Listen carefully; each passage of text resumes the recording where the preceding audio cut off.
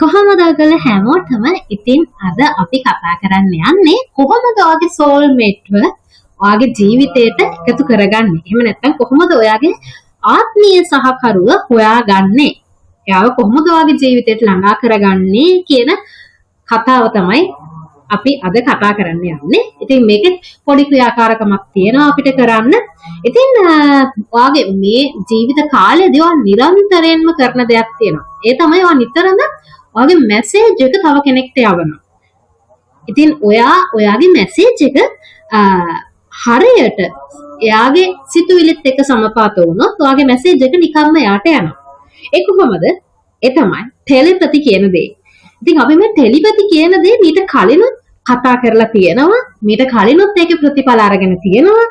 ඔයාලා ඒ telepathy messages යවන විදිය මීට කලින් මේ වීඩියෝ එක බලලා නැත්නම් අනිවාර්යයෙන්ම මේ වීඩියෝ එකත් බලන්න. මම මේක ලින්ක් එකක දාලා තියන්න කමෙන්ට් එකයි ඩිස්ක්‍රිප්ෂන් එකයි. ඒ වගේම මම කාඩ් එකකුත් දාලා තියන්න. ඒකිනුත් ඔයාලට පුළුවන් ප්‍රැක්ටිස් කරන්න ටෙලිපති මැසේජ් එකක් යවන්නේ කොහොමද කියලා. ඉතින් ඔයාට මේ විදිහට හරියටම ටෙලිපති මැසේජ් එකක් ඔයාගේ soulmate යවන්න පුළුවන් නම් ඔයාට අනිවාර්යයෙන්ම එයාව ඉක්මනින්ම මුණ ගැහෙන්න පුළුවන්. හැබැයි මේ ක්‍රමයේදී වෙන්නේ ඔයා මේ පුද්ගලයාව මේ වෙනකොට දන්නේත් නැහැ. එයාව දැකලත් නැහැ. එයා කොහෙද ඉන්නේ කියලා දන්නේත් නැහැ. හැබැයි ඔයා නොදන්න කෙනෙක්ට ඔයා ටෙලිපති මැසේජ් එකක් යවන්න තමයි හදන්නේ. හරි. එහෙනම් අපි මේකට පියවරයන් 3ක් තියෙනවා. මේ වීඩියෝ එකේ දිගටම රැඳිලා ඉන්න. අපි බලමු හරියටම ඔයාගේ soulmate හරියටම කොහොමද ඔයාලට ගෙන්න ගන්න කියලා. ඉතින් අපි මේ ටෙලිපති ගැන කතා කරාම අපි දන්නවා මේ ටෙලිපති කියන හැකියාව අපි හැමෝටම තියෙනවා. හැබැයි එක එක පුද්ගලයාට මේ ටෙලිපති කියන හැකියාව එක එක විදිහට තමයි පිටලා තියෙන්නේ. සමහර අයට ඉක්මනින්ම ටෙලිපති පණිවිඩයක් යවන්න පුළුවන්. සමහර අයට හැබැයි මේ තරම් වේගෙන් ටෙලිපති විදිහට මැසේජ් එකක් යවන්න බෑ. ඒකට හේතුව තමයි ඒගොල්ලන්ගේ ශක්තියින් පිහිටලා තියෙන විදිහ. ඒගොල්ලන්ගේ ශක්තියින් ඒගොල්ලන්ගේ තව ভাইබ්‍රේෂන් එක ජීවිතේ හදාගෙන තියෙන විදිහ අනුව තමයි ඒගොල්ලන්ගේ ටෙලිපති යැවීමේ වේගය අඩු වැඩි වෙලා තියෙන්නේ. ඉතින් මේ අපි අපේ ශක්ති කේන්ද්‍රය එහෙම නැත්නම් අපේ මේ ශක්තියින් ඊටම ක්‍රියාකාරී නම් අපිට පුළුවන් අපේ මේ ভাইබ්‍රේෂන් එක එහෙම නැත්නම් අපේ මේ කම්පන සංඛ්‍යාතය වැඩි වෙනවා. ඉතින් යෝගවලදී නම් මේ ශක්තියින් අවදි කරගන්න ක්‍රම තියෙනවා. ඉතින් යෝග කරන්න පුළුවන් නම් ඔයාලට ඔයාලගේ ශක්තියින් සහ ශක්ති කේන්ද්‍රයන් එහෙම නැත්නම් අපි චක්‍ර කියලා කියනවා. චක්‍ර අවදි වෙනවා. ඉතින් සමහර වෙලාවට ඔයාලට තේරෙනවා ඇති ඔයාලා කොතන හරි ඉන්නකොට ඔයාගේ පුද්ගලයාව දකින්නෙත් නැතුව කවුරු හරි කෙනෙක් ඔයාලගේ කාමරයට හෝ ගා පිරිසක් ඉන්න තැනට හැබැයි කවුරු හරි කෙනෙක් ඇතුල් වෙද්දී විශේෂිත කෙනෙක්. ඒ කියන්නේ විශේෂිත කෙනෙක් කියන්නේ ඒ පුද්ගලයා විශේෂයි. අනිත් අය එද්දී ඔයාලට දැනුන්නේ නැති වුණාට වෙන පුද්ගලෙක් ඔයාගේ ඒ ඉන්න තැනට ආවොත් ගොඩක් අය ඉන්න තැනකට වුණත් එයාව ඉක්මනින්ම දැනෙනවා නම් ඒ පුද්ගලයා දැඩි ශක්ති ප්‍රමාණයක් තියෙන පුද්ගලෙක්. සමහර වෙලාවට මෙයා එහෙම ලොකු ශරීරයක් තියෙන කෙනෙක් නොවෙන්න පුළුවන්. ඒ කියන්නේ හොඳට ඇඟ පසඟ පිහිටි පුද්ගලෙක් නොවෙන්නත් පුළුවන්. එහෙම නැත්නම් කඩවසම් පුද්ගලෙක් නොවෙන්නත් පුළුවන්. එහෙම ලස්සන කෙනෙක් නොවෙන්නත් පුළුවන්. හැබැයි මෙයාගේ පැමිණීම ඔයාට දැනෙනවා නම් ඒකට හේතුව තමයි එයා දැඩි කම්පන සංඛ්‍යාතයකින් ඉන්න පුද්ගලෙක්. ඉතින් මේ පළවෙනි දේ තමයි ඔයාගේ මේ ශක්ති කේන්ද්‍රය වැඩි කරගන්න එක. ඉතින් මේ ශක්ති කේන්ද්‍රය වැඩි කරගන්නේ කොහොමද කියලා මම ඊළඟට කියන්නම්.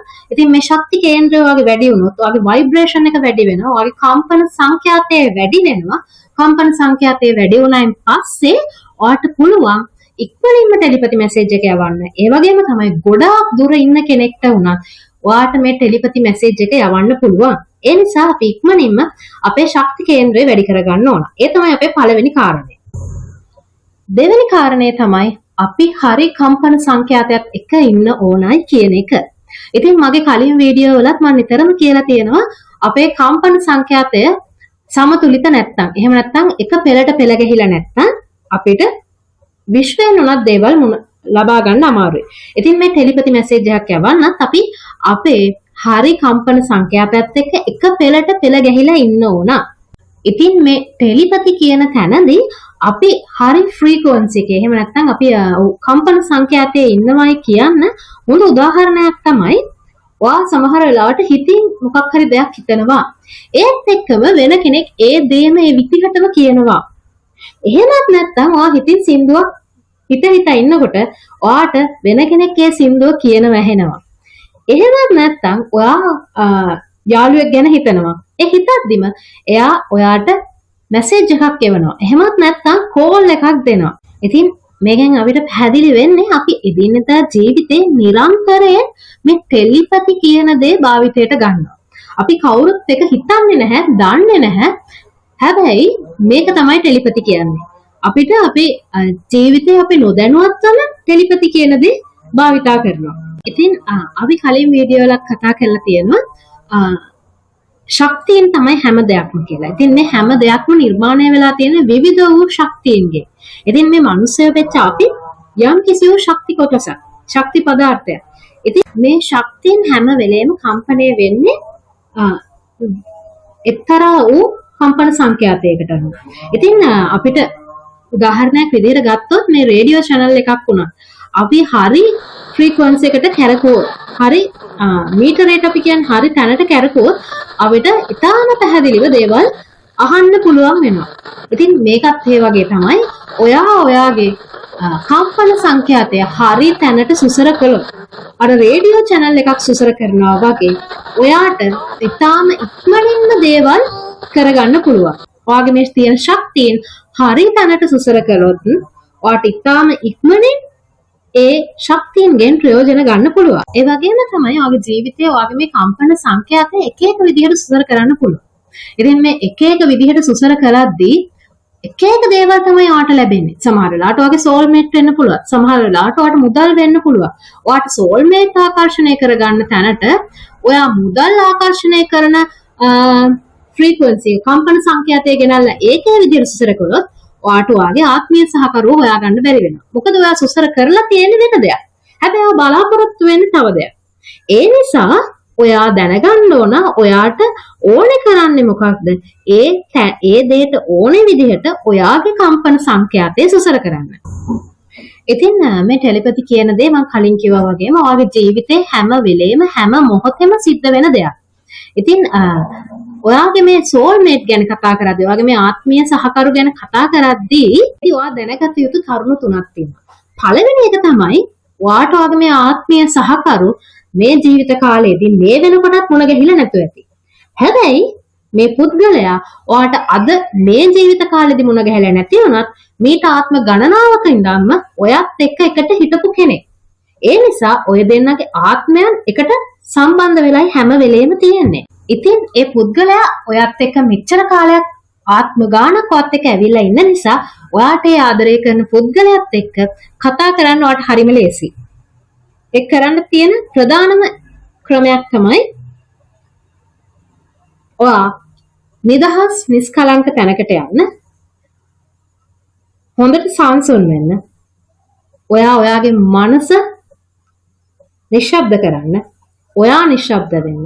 මනසේ වෙන කිසිම දෙයක් තියාගන්න එපා. ඔයා භාවනා කරන මොහොතකට යන්න. ඊට පස්සේ ඔයාගේ හිතින් ඔයා දැන් ඔයත් එක්ක කෙනෙක් මේ වෙනකොට ජීවත් වෙනවා නම්, එහෙම නැත්නම් ඔයා ආදරය කරන කෙනා ඔයත් එක්ක දැන් ඉන්නවා නම් ඔයාට මොන වගේ හැඟීමක්ද දැනෙන්නේ? ඒ දේ හොඳට විඳින්න. ඉතින් මේකෙදි ඔයා කිසිම වෙලාවක හිතන්න එපා එක පුද්ගලයෙක් ගැන. මේ පුද්ගලයාමයි කියලා. එහෙම නැතුව ඔයා විඳින්න ඔයා ආදරය කරන කෙනත් එක්ක ඔයා කොහොමද ආදරණීය විදිහට ඉන්නේ? කොයි විදිහටද ජීවිතය ගත කරන්නේ? ඒ හැඟීම හොඳට විඳින්න. ඔයා මෙච්චර කාලයක් ජීවිතේ වැඩිපුරම ආදරය කරන කෙනා ඔයත් එක්ක දැන් ඉන්නවා. හැබැයි මේකෙදි කිසිම කෙනෙක්ව දකින්න එපා. කිසිම පුද්ගලෙක්ව දකින්න නැතුව මේ දේ විඳින්න. ඒ මොහොත ඒ ජීවිතේ ගත කරන්න මේ මොහොතේදී. ඔයා කොහොමද ආදරණීය විදිහට එයත් එක්ක හැසිරෙන්නේ? ඇත්ත එක්ක ජීවත් වෙන්නේ කොහොමද? ඔයා කොයිතරම් සතුටකින්ද ඉන්නේ ඇත්ත එක්ක ඉන්නකොට? මේ හැම දෙයක්ම හොඳට අත්විඳින්න. මේ වෙලාවේදී ඔයාගේ අත් දෙක ඔයාගේ හදවත උඩින් තියලා ඒ මොහොතේ ඔයාට දැනෙන හැඟීම ඉතින් හොඳ හුස්මක් අරගෙන දැන් ඒ මොහොත තුල ජීවත් වෙන්න. ඔයා ඒ මොහොත තුල ජීවත් වෙද්දී ඔයාට දැනෙන හැඟීම, ඔයාට දැනෙන ආදරණීය බව, ඒ වෙලාවේදී දැනෙන සතුට, ඒ එක්සයිට්මන්ට් එක මේ හැම දෙයක්ම හොඳට අත්විඳින්න. ඔයා මොනවද කරන්නේ? ඔයා ඇයි මේ තරම් සතුටින් ඉන්නේ? මේ හැම දෙයක්ම හොඳට අත්විඳින්න. ඔයාට මේ දේ කරද්දී ඔයාට දැනේවි ඔයා පරිපූර්ණ පුද්ගලයෙක් බවට පත් වෙලා ඉන්නේ. ඉතින් ඒ හැඟීමට ඉඩ දෙන්න. ඔයා තමයි මේ චිත්‍රපටයේ අධ්‍යක්ෂකවරයා වෙලා තියෙන්නේ. රංගපාන්නෙත් ඔයාම තමයි. ඉතින් ඔයාට ඕන විදිහට මේ චිත්‍රපටිය හදාගන්න. ඒ වගේම තමයි මේ හැඟීම් අත්දකින්නකොටම ඔයාට සමහර වෙලාවට එක එක චිත්‍ර රූප මැවෙන්න පුළුවන්. ඒ දේවල් වලට ඉඩ දෙන්න. නිකම්ම චිත්‍ර රූප මැවෙන දේවල් වලට ඉඩ දෙන්න. ඔයා එයත් එක්ක ජීවත් වෙන්න ඕන කැමති විදිහ සමහර ලාට ඔයාගේ හිතේ ඇඳෙන්න පුළුවන්. ඉතින් ඒ දේවල් වලට ඉඩ දෙන්න. හැබැයි මේකෙදි මම කලින් කිව්වා වගේ එක පුද්ගලයෙක්ව ටාගට් කරලා එක පුද්ගලයෙක්ව අරමුණු කරලා මේ දේ කරන්න යන්න එපා.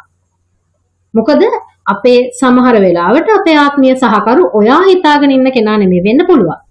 ඒ නිසා පුද්ගලයෙක්ව හිතන්නේ නැතුව ඔයා ඒ හැඟීම් එක්ක ඉන්නකොට ඔයා ගත කරන ජීවිතේ හිතින් දකින්න. ඉතින් මේ දේ ඔයා විනාඩි 21ක් හරියටම සිද්ධ කරන්න. ඔයාට විනාඩි 21ක් යද්දී ඔයාට තේරෙයි ඔයා මේ වෙනකොට දැනටම ඔයාට ඒ සෝල්මේට් හම්බ වෙලා කියලා. මොකද ඔයා ඒ ෆ්‍රීකවන්සි එකේ ඉඳලා තියෙනවා. ඉතින් ඔයා මේ විනාඩි 21 මේ විදිහට ඉන්නකොට ඒ වගේම තමයි ඔයාගේ සෝල්මේට්, ඔයාගේ ආත්මීය සහකරුට මේ පණිවිඩේ මේ විදිහටම යනවා. ඒ කොහොමද කියලා දන්නවද? ඔයා දන්නේම නැතුව ඔයාගේ සෝල්මේට්ගේ එහෙම නැත්නම් ඔයාගේ ආත්මීය සහකරුගේ කම්පන සංඛ්‍යාතයත් එක්ක ඔයා එකතු වෙලා තියෙනවා. ඒගොල්ලන්ගේ කම්පන සංඛ්‍යාතයට ඔයා කතා කරලා තියෙනවා මේ වෙනකොටත් ඔයා එයාව හොයනවයි කියලා.